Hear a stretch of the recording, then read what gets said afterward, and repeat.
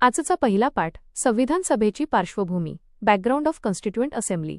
चला, आज आपण अगदी सुरुवातीपासून म्हणजेच आपले संविधान कसे तयार झाले यापासून सुरुवात करूया. 1. पहिली मागणी 1934 भारताचे स्वतःचे संविधान असावे आणि ते तयार करण्यासाठी एक संविधान सभा कॉन्स्टिट्युएंट असेंब्ली असावी अशी अधिकृत मागणी भारतात सर्वात आधी एम.एन. रॉय यांनी 1934 मध्ये केली. हा थेट परीक्षेत विचारला जाणारा फॅक्ट आहे. 2. कॅबिनेट मिशन त्रिमंत्री योजना 1946 ब्रिटिशांनी भारतात 3 मंत्री पाठवले, पॅथिक लॉरेन्स, स्टॅफर्ड क्रिप्स आणि ए.व्ही.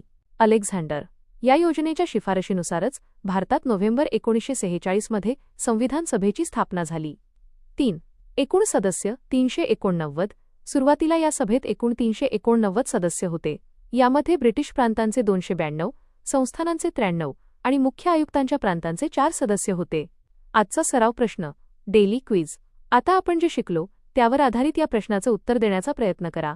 प्रश्न: भारतासाठी संविधान सभेची कल्पना सर्वप्रथम 1934 मध्ये कोणी मांडली होती? अ. महात्मा गांधी, ब. डॉ. बी.आर. आंबेडकर, क. एम.एन.